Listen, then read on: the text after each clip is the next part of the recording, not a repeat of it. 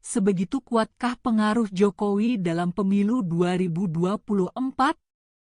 Perhelatan pemilu 2024 yang akan diselenggarakan pada 14 Februari 2024 tensinya semakin memanas.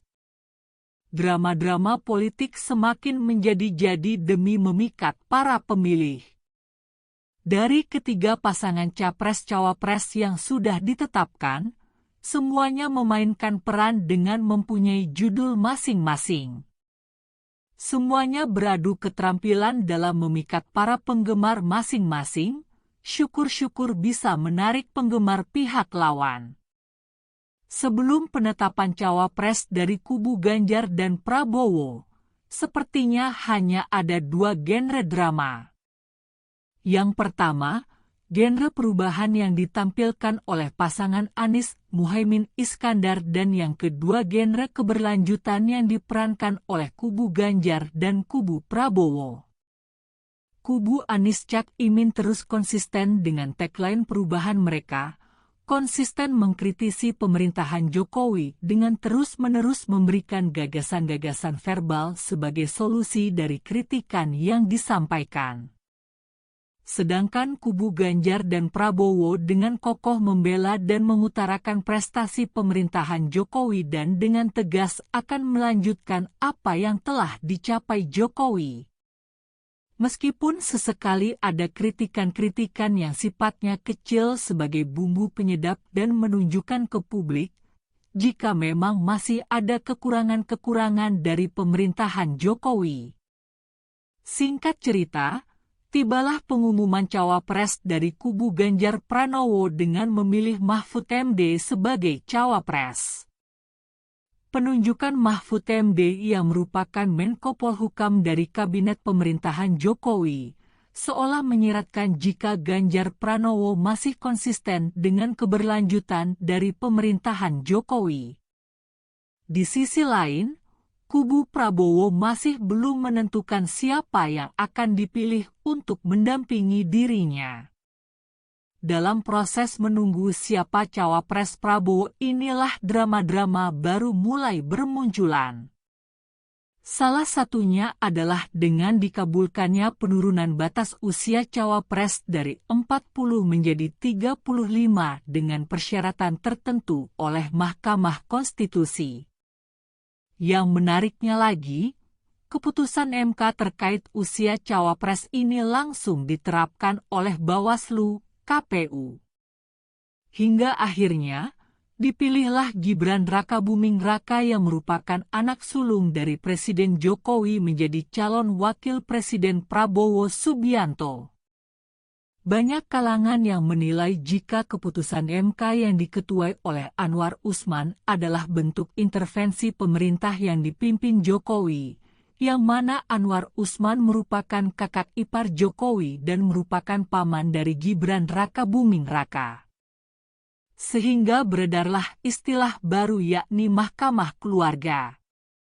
Jokowi dinilai terlalu ambisius untuk meneruskan tonggak kepemimpinan pada keluarganya, dan muncullah istilah dinasti kekuasaan. Dengan ditunjuknya Gibran sebagai cawapres Prabowo, hubungan PD Perjuangan dengan keluarga Jokowi semakin merenggang. Karena sebagaimana kita ketahui, dulunya keluarga Jokowi begitu kental dengan PD Perjuangan, namun belakangan semakin merenggang dengan berbagai alasan. Dengan diresmikannya Gibran sebagai cawapres Prabowo, kubu Ganjar Pranowo yang notabene diusung oleh PD Perjuangan seolah-olah berubah haluan. Yang mana sebelumnya selalu mengumandangkan keberlanjutan, sekarang berubah seolah-olah menjadi oposisi seperti pasangan Anies Cak Imin yang banyak mengkritisi dan memberi penilaian buruk terhadap kinerja Jokowi. Salah satu bentuk kritikan dari Ganjar Pranowo terhadap pemerintahan Jokowi adalah memberikan nilai 5 pada penegakan hukum di Indonesia. Yang jadi menarik adalah, Mahfud MD yang merupakan pasangan Ganjar adalah seorang Menko Polhukam, kemudian ada Yasona Laoly sebagai Menteri Hukum dan Hak Asasi Manusia sekaligus kader dari PDI Perjuangan. Apakah sebenarnya Ganjar Pranowo sedang mengkritisi diri sendiri? Jika kita sedikit menelaah dari ketiga pasangan Capres-Cawapres ini, sepertinya tidak ada yang benar-benar murni oposisi. Pasangan Anies Cak Imin misalnya yang dari awal dinarasikan sebagai oposisi, tetapi masih ada kader-kader partai pengusungnya yang masih menjabat di kabinet pemerintahan Jokowi, seperti kader dari Partai Nasdem dan PKB. Kemudian untuk pasangan Ganjar Mahfud memang bukan oposisi, karena partai pengusung mereka yakni PDI Perjuangan merupakan partai penguasa, hanya seolah-olah seperti oposisi. Selanjutnya untuk pasangan Prabowo-Gibran, sepertinya makin mempertegas slogan keberlanjutan dari Jokowi. Mari kita memilih dengan cerdas dan bijak. Ketiga pasangan Capres-Cawapres yang sudah ditentukan merupakan orang-orang pilihan dari kubu masing-masing. Boleh berbeda pilihan, tapi tetap jaga persatuan dan kesatuan, jangan mau diadu domba oleh oknum-oknum yang tidak bertanggung jawab.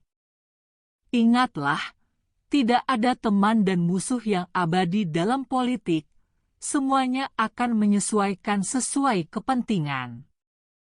Terima kasih sudah menonton, jangan lupa subscribe, share, like, dan komen, serta nyalakan lonceng notifikasinya agar Anda tidak ketinggalan informasi-informasi menarik lainnya.